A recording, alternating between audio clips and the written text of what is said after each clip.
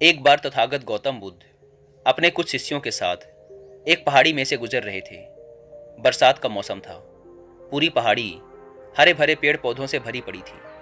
पहाड़ी के नीचे एक नदी अपनी कलकल करती आवाज के साथ बह रही थी। कुल मिलाकर पहाड़ी के आसपास का वातावरण बहुत ही मनमोहक प्रतीत हो रहा था। तभी अचानक गौतम बुद्ध और उनके शिष्यों ने देखा कि सामने से एक इंसान क्रोध भरी अवस्था में पहाड़ी के शिखर की तरफ बढ़ा चला आ रहा है। उसकी आंखें क्रोध से लाल हो रही थी। वह चिल्लाता हुआ आ रहा था, सब नश्वर है, सब झूठ है और सबसे कुरूप है ये जीवन। साथ ही उसकी आंखों से आंसू भी बह रहे थे। तथागत गौतम बुद्ध उस व्यक्ति को देखते ही समझ गए कि यह पहाड़ी के शिखर से कूदकर आत्महत्या करने जा रहा है। इसलिए बुद्ध पहाड़ी के शिखर पर ही खड़े रहे। जैसे ही उस व्यक्ति ने पहाड़ी के शिखर से छलांग लगाने की कोशिश की, बुद्ध ने उस व्यक्ति का हाथ पकड़कर उसे अपनी तरफ खींच लिया। वह व्यक्ति जोर से चिल्लाया, छोड़ो मुझे, छोड़ो, आप होते कौन है मुझे रोकने वाले? मेरे जीवन पर केवल और केवल मेरा अधिकार है। मैं इसके साथ जो चाहूंगा वो करूंगा।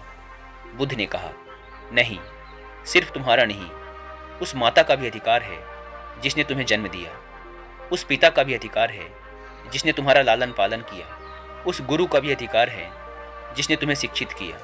तुम्हारी पत्नी, तुम्हारे बच्चे, बहुत लंबी श्रृंखला है जिनकी वजह से तुम आज यहाँ हो। उन सब का तुम्हारे जीवन पर अधिकार है। यह सुन उस व्यक्ति का क्रोध थोड़ा सा शांत हुआ।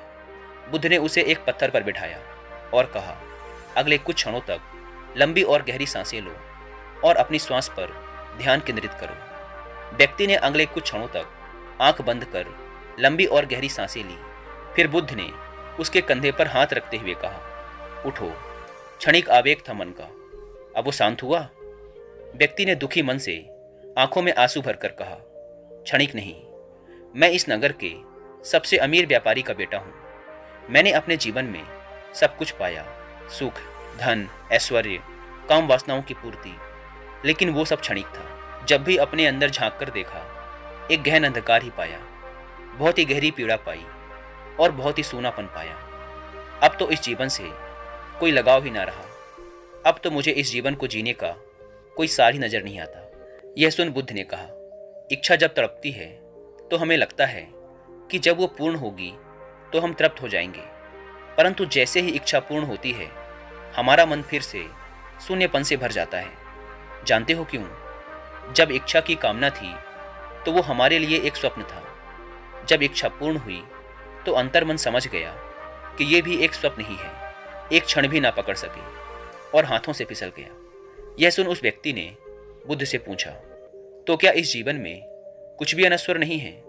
क्या कुछ भी ऐसा नहीं है जो अविनाशी हो, जो हमसे छूट न सके?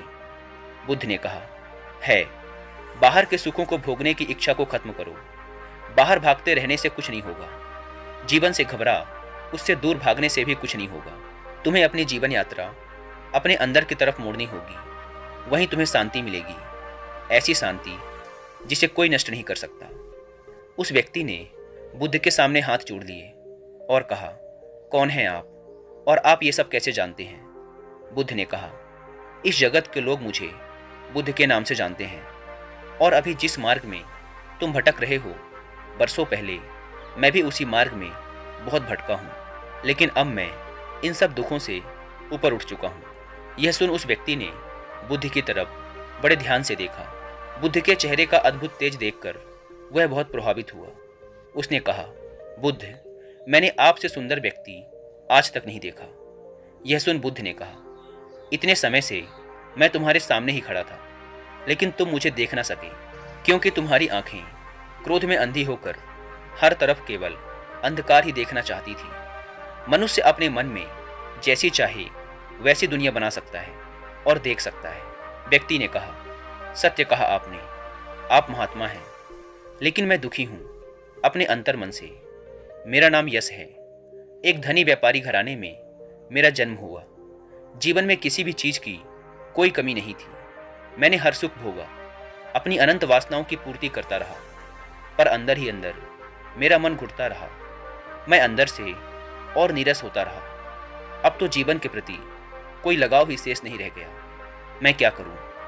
बुद्ध ने कहा, कितने मनुष्य हैं जो कि शारीरिक रोगों से पीड़ित हैं, धन के अभाव से पीड़ित हैं, अन्याय से पीड़ित हैं, पर उतने ही मनुष्य मानसिक रोगों से भी पीड़ित हैं। बुद्ध ने पहाड़ी के चारों तरफ इशारा करते हुए कहा, देखो यश, यह दृश्य देखो। उस व्यक्ति ने पहाड़ी के चारों तरफ बड़े ध्यान से देखा। अब तक उसका मन बुद्ध की बातें सुनकर पूरी तरह से शांत हो चुका था। पहाड़ी के चारों तरफ ध्यान से निहारते हुए उसने कहा, वाह, अद्भुत, कितना सुंदर दृश्य है। बुद्ध ने उस व्यक्ति से पूछा, जब तुम कूदने जा रहे थे तो क्यों तुम इस सौंदर्य को नहीं देख सके? व्यक्ति ने कहा, क्योंकि मैं कुछ भी देखने के लिए तैयार ही नहीं था। मैं तो केवल अपने ही दुखों की प्रतिध्वनि देखना चाहता था। बुद्ध ने कहा, अभी भी आसपास का वातावरण वैसा ही है जैसा पहले था। यह बिल्कुल नहीं बदला, लेकिन तुम्हारी आंखें बदल गई और तुम्हें सब कुछ अच्छा लगने लगा, क्योंकि अभी तुम शांत हो, स्थिर हो। किसी भी चीज की अति, फिर चाहे वो सुख की ही क्यों न हो, अंततः वह दुख को ही जन्म देती है। इसलिए मध्य में रहो, तो जो जैसा है वैसा ही दिखेगा। दुख में ना ज्यादा दुखी हो और सुख में ना ज्यादा सुखी। हर परिस्थिति में शांत और स्थिर रहने की कोशिश करो। अगर मेरे बताए इस मार्ग पर चलोगे तो परम शांति पाओगे। बुद्ध के मुंह से ऐसी बातें सुन वह इंसान बुद्ध के पैर पकड़ लेता है और कहता है, क्या आप मुझे अपना अनुयायी बनाएंगे?